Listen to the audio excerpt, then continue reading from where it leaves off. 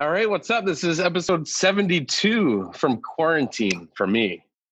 Well, quarantine for me too. I haven't been out of the house. Actually, I'll tell you a quick story. I took both cars for a drive this morning.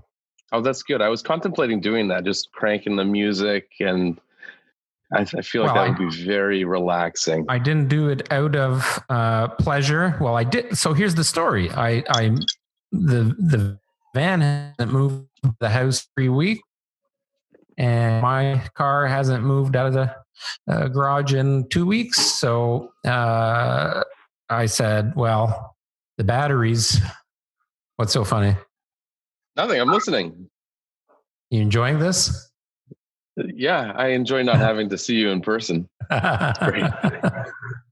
Except I got to see you a lot closer now because the distance, you're only about 8 inches away. Yeah. So I didn't want the batteries to just sit there. I wanted the cars to get the fluids running, charge them up a little bit, get the tires moving, rotating. Yeah. I took a little drive and I quite enjoyed it. It made me feel like a real person. It was quite nice. That's good. Well, I think that's a big thing right now is they've lost touch with everything. Like I've been outside. I mean, aside from letting Carter out to go to the washroom and do his business, I've only been outside one time. That was I jumped in the hot tub for 20 minutes, and it was quite refreshing. But it also makes you realize if you're able to get outside, it's really important too.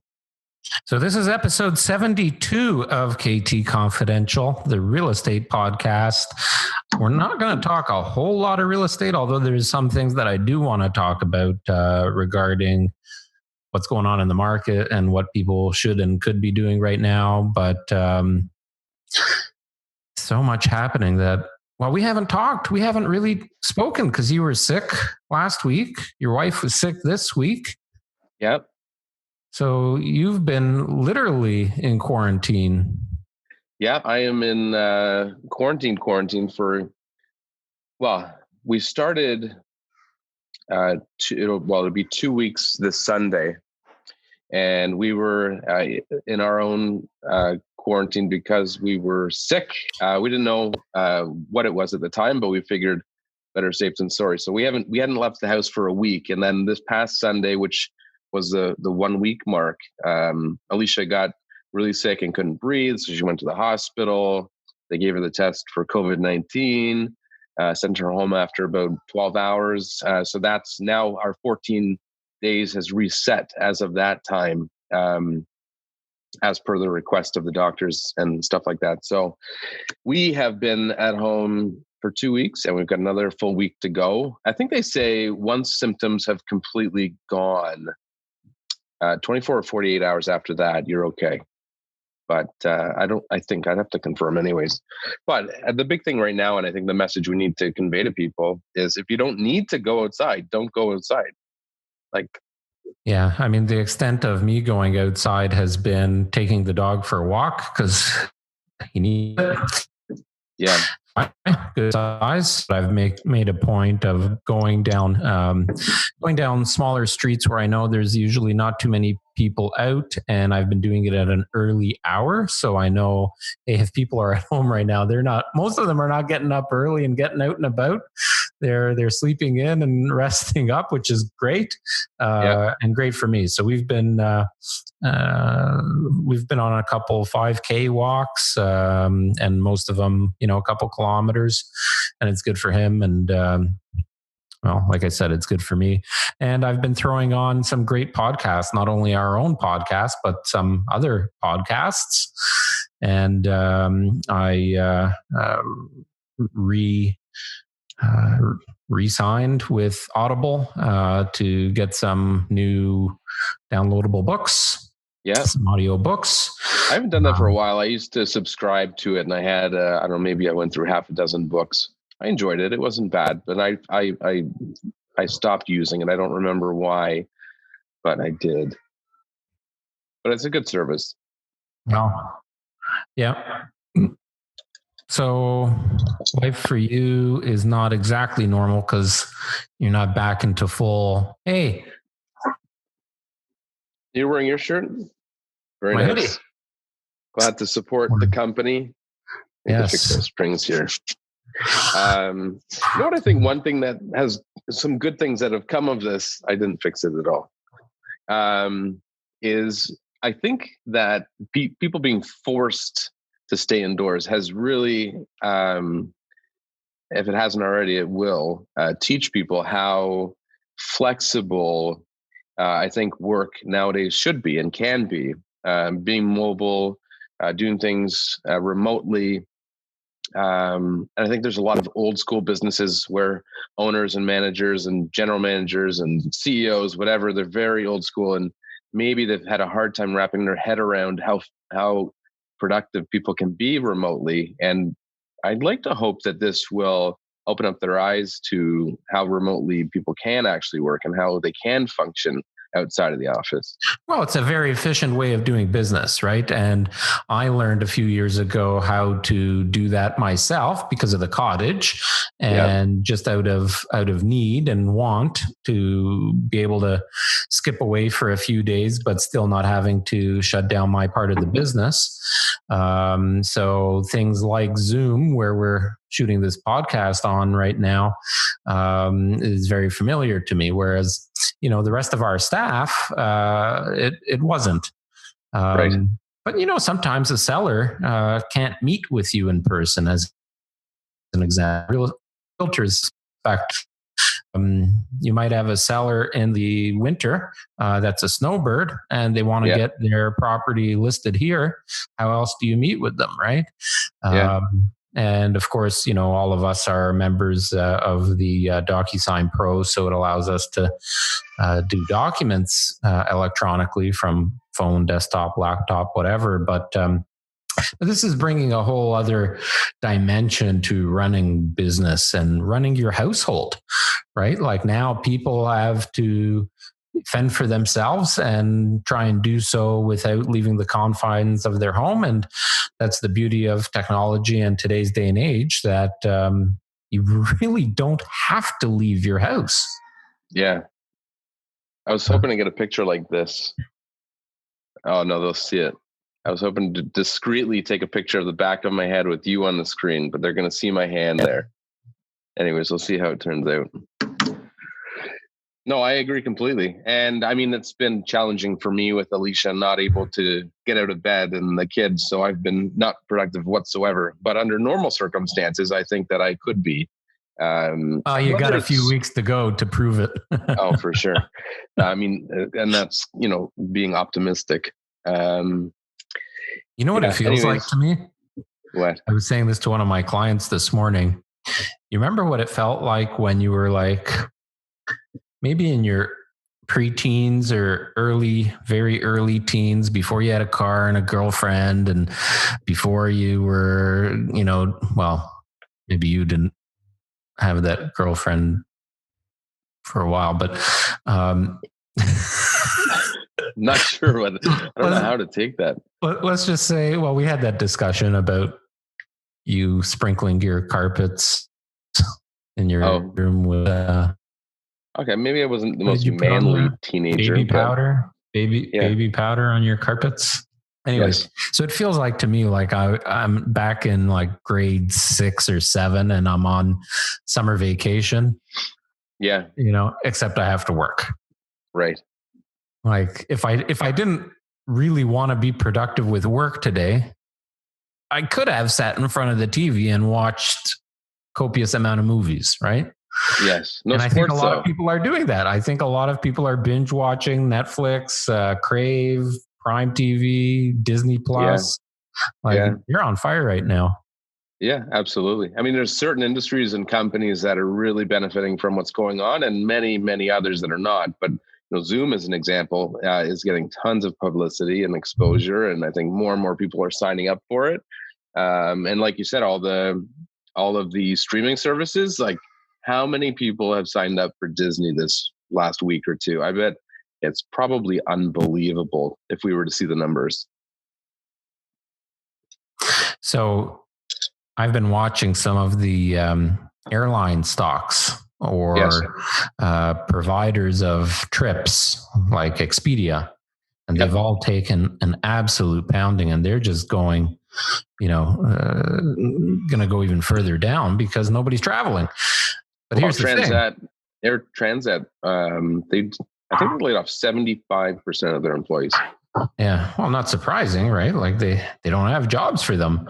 Right.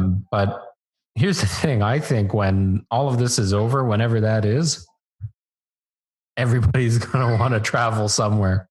Oh, I think, yeah, I've been contemplating investing in some of those stocks because I think they're going to see a big change as soon as it's over. You know what they should do? I don't know why they don't do it in this, like with laptops and even phones. Why they don't somehow discreetly mount the camera in the screen, smack in the middle. Because I'm trying to be aware of that as I'm talking to you. I'm actually looking directly into the camera. Well, and I'm doing this from the iMac, so I'd be looking up. Are your nails red? Oh my God. Oh my goodness. I love it. Only one hand though. I only let them do one hand. So Nat was painting. Yeah, sure. You only let them do. You initiated it. Well, if you look close enough, they're already chipped. They've been like that for a while. That's too funny. Yeah, she was painting her nails, and then the boys wanted theirs done, and they were saying, like mommy, like mommy. Yeah, so and you give me a hard time for baby powder on my carpet. Hey, I'm going to pick up chicks. So before we got into this meeting, I went live on Instagram.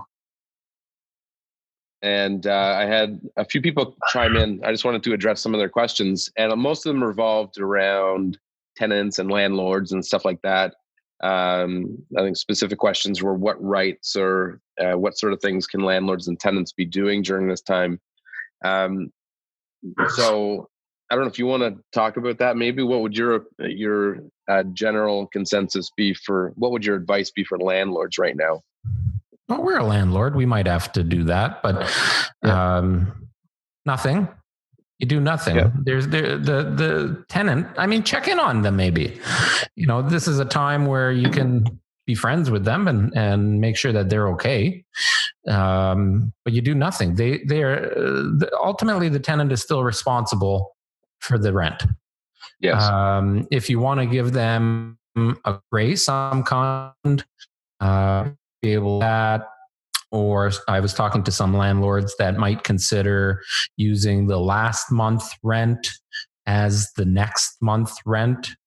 So they have kind of that deferral period almost. But you're still going to owe the rent. It's like the government coming out and saying, well, you don't have to file your taxes for X amount of days now. You're still going to have to pay at some point. So if you're a landlord, I mean, you can talk to, like you've posted over the last week or two about potentially having your mortgage deferred, the payments deferred, and then passing that on in some capacity to the tenants. I mean, you might still have interest payments. You're still going to have property taxes. There's still going to be stuff due. So yeah, well, and that's the thing that tenants need to realize is that there are expenses. They are still accruing interest. They do have those other expenses. So it's not just going to be a no payment month. There will be costs that the landlord's incurring, and those obviously have to be passed on to the tenant. But it could save. Maybe it cuts their payment in half that month. Yeah. Well, at the end of the day, if somebody's unemployed and they can't pay the rent, they're not going to pay the rent. You're going to have a really difficult time right now evicting them. So it'll be interesting to see. So hopefully this doesn't continue for too long, but I don't think it's going to end as soon as everybody thinks it will. No. My fear is that as the numbers dwindle, that too many people are going to say, yay, we can get back out into the world. But if it's still hanging out there, it has the potential to occur. So it's the last thing that anybody would want. But if you're the big thing is people need to be listening to the government because they're taking the advice of the medical professionals in terms of how to act during this time. So just stay indoors and do what they say until they say it's okay to go out. So another tip for landlords, I guess, is your bank might be offering those deferrals, but you might also be qualifying for a home line equity. So it might or might not be a good time. Certain properties might be a good time to refinance. Mortgages are super, super low. So have a look at the mortgage itself and see if it's worth to refinance or to add home equity. Just have funds that are available for the property. So if you have to make mortgage payments and you're not getting your tenants paying because of unforeseen circumstances, you still have to pay your mortgage, right? Yeah. You don't want to go and default on the mortgage, and it is going to be deductible on the property, and the tenant ultimately still is responsible. So you got to just be aware of the finances, stay in communication with the tenant, check in on how they're doing. But that goes back to the importance also of the proper screening of tenants, right?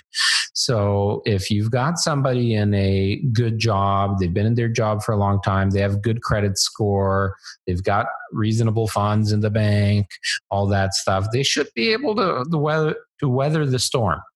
If you've got somebody that New Canada and they just started a or a minimum wage type job, and there's lots of those people, and not to have any discrimination against new immigrants, but if you don't have a lot of history in the country and you're working for minimum wage and you've rented a place and now you've lost your job, you are probably more likely to not pay your rent, in my opinion anyways. So that's that. But let's chat a little bit about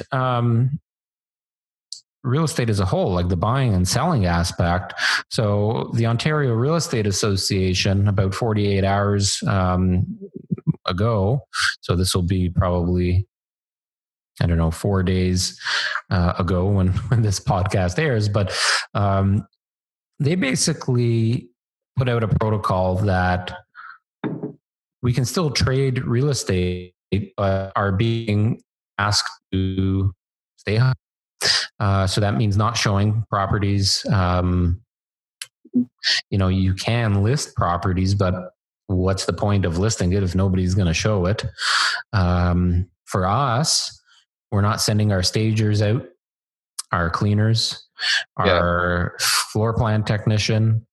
All of our realtors have been home for 2 weeks now.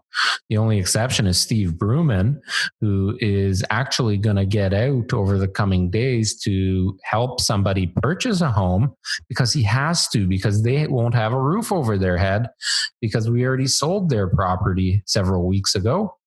So they have to buy a place. So what I set up with him was very detailed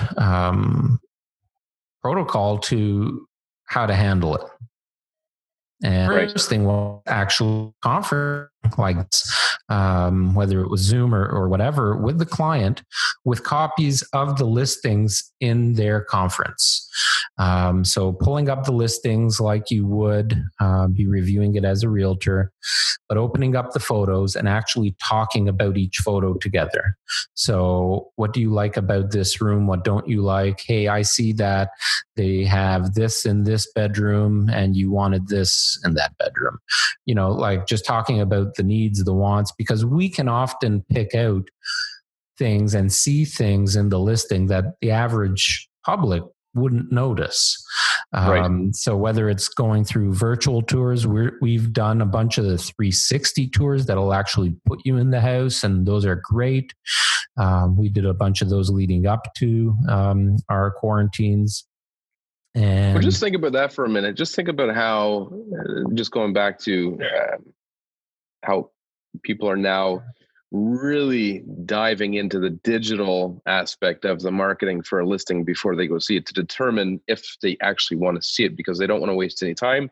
They don't want to unnecessarily expose themselves to any to this COVID-19, all of that, both realtor and their clients. It is unbelievable. I mean, even on any given normal day, how effective doing things properly is. Oh, for sure. Let alone now, like if you have a listing that's vacant and empty versus one that's been staged, or one that has furniture that's too big versus one that's properly furnished. It's the only beer I have left in the house. I have ample supply. If you need any, I'll toss it over the back fence. People now, like, it could make or break the sale of your home, because people looking online, they might look at your living room and it look tiny because you've got massive furniture in there and shitty photos. So, anyways, just want to kind of get that point across about how important online marketing actually is. Well, and I think it's going to now hopefully up the game. So like good realtors are now going to hone the skills a little bit, right? And so I had coaching calls, as you know, with the rest of the team yesterday. And that was a big component of it, was just honing our skills, honing the tools that we have available to us. Instagram, Facebook, YouTube, Pinterest, Zoom, GoToMeeting, all these virtual tours, how to use your GoPro a little bit more efficiently, how to, I busted out the blue microphone, what is it? Blue Snow. I busted that out for something. They're called Snowball, I think. Snowball, yeah. I busted that out for the first time in several years and was using it on my conferences. I've got my little LED clamp light that I busted out for the first time. I'm smiling laughing because of your nails. Whenever you put them up, I totally forgot about it. I totally forgot. Yeah. It's kind of weird. Maybe as a very young child, I had nail polish. I don't know, but never really had nail polish on my fingers. It's weird because it almost feels like it's adding a weight to my fingernails, and it's, but I haven't.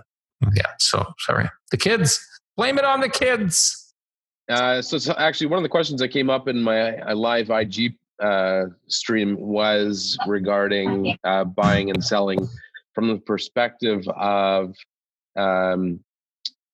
closings. Somebody wanted to know if what's going on now will impact the closing of properties. And to answer that, as far as essential services are concerned, pretty well anyone in the realm of real estate qualifies as an essential services. So landlords, land registry, lawyers, land registry, home inspectors, everybody is still able to work. Now, some people have chosen not to, so it's worthwhile calling anyone involved in your transaction to see if that's the case. Although I'm sure if you've got a closing coming up and your lawyer decides to close up shop, that they'll be in touch with you. But either way, it doesn't hurt to check in with these people to make sure everything's in order. But generally speaking, everything's moving along as it normally would. The biggest question, I suppose, would be for buyers maybe losing their jobs or being laid off, how that may impact it. And there's no direct answer for that. It'll be dealt with on a one-by-one case, I guess. You forgot one important provider, which I've been talking to my clients about, because I've got several. Yes. Yeah, for sure. Yeah, because you generally book movers well in advance. Right. So as an example, I have several closings in April. Yep. And they booked their movers back in January, February. So I had them call the movers just to make sure not only is that date still secure, but that they're still fully operational. Because the last thing you want to do is a couple of days before moving, find out, they're not even open. Right. Yeah. Think hard about the type of things that you're going to need, the type of supplies that you're going to need, the type of services you're going to need. Yeah. It's kind of nice if you did. We always recommend that people get a bridge between closings. Yeah. If you got that bridge, send in, the cable guy, whoever's doing some work in and around the house, send them in before you move all your stuff in. Like as soon as you get the keys, make sure they're in there. That way you can go and sanitize stuff and disinfect it.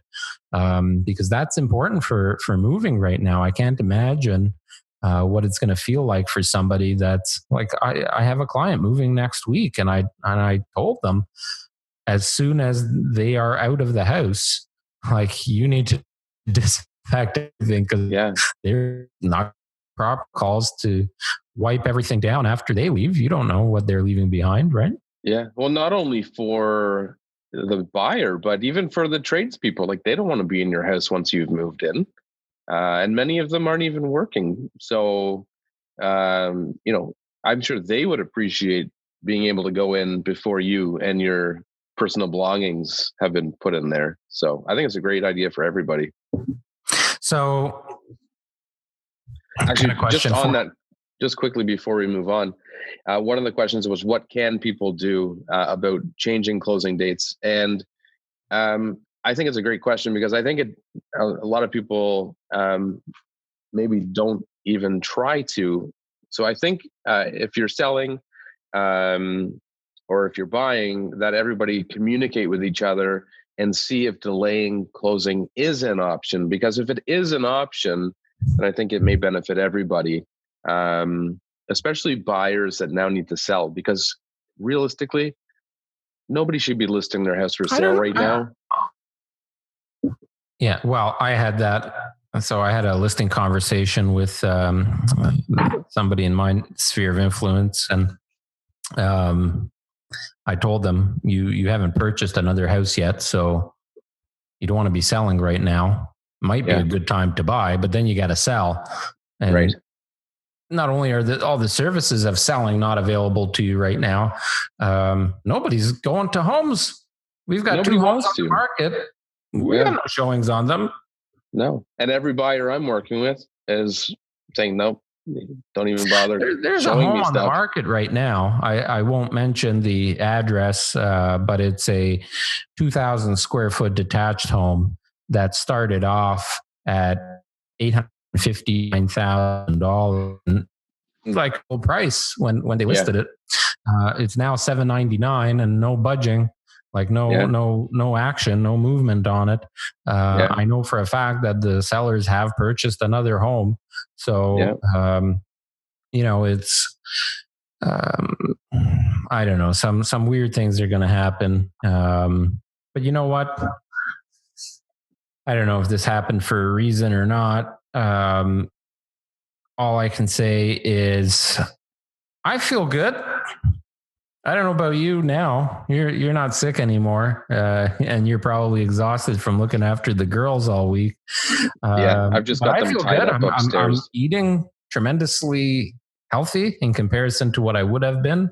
I'm eating. So have I been. I'm eating less. I think I'm ordering pizza tonight.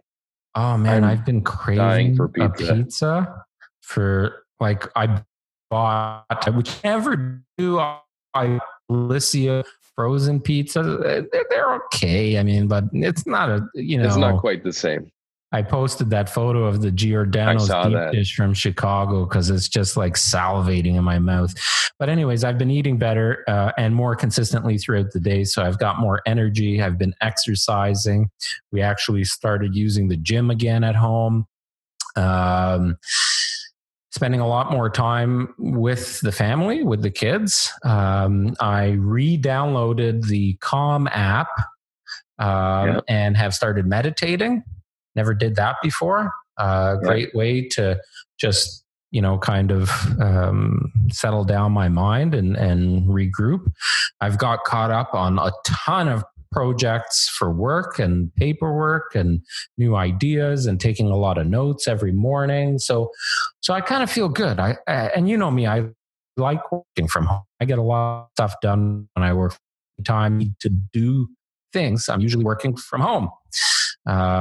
But I'm missing, being with the team and the interactions and meeting up with clients. And this morning, even just getting in my car and going for a little drive, it made me feel normal a little bit. And forget car. I'm tempted to take my motorcycle out. It's been nice the last few days. Yeah. You're just going to turn a corner and somebody's going to fucking sneeze. And yeah, I don't know. It's scary out there right now. So any other topics you want to discuss before I have to go up and take care of the kids and stop them from murdering each other? Well, so this is the first time that you've been in quarantine and you've had to look after the kids for such a long period. So now you're going to enjoy and appreciate your wife a lot more. A few days. Yes, I'm not disagreeing with that. I certainly do. I've always had a huge respect for anyone that stays at home with children, because it's a big responsibility. Between the kids and managing the house and keeping things in order, it's a lot of work, but certainly really gives you a true appreciation for it, because literally outside of, Alicia's out of bed telling them off. I've not been able to do virtually any work because it's so consuming. Good thing you've got a good support team. Yeah, for sure. And on that note, it was nice chatting with you. Yeah, you too. A good, hopefully good first experience on this interactive podcast. Yeah, next time maybe we get some of the team on here. See what everybody's up to. It's not a bad idea. Get several screens going. Yeah. And maybe so for those of you listening, maybe all of us start painting our nails, make it like some sort of a trend. On that note, that's episode 73, people. Thank you very much for listening. 72 or 73? What did I say in the beginning?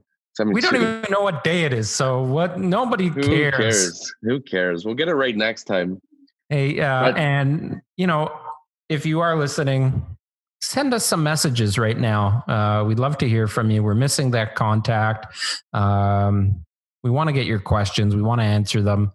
We've got nothing better to do. Hang on. Before we wrap up, some big news was announced today. Two things I just wanted to throw out there. One, Bank of Canada again reduced the rate by 0.5%. We're down to 0.25% today. I've been in line with all my presentations today.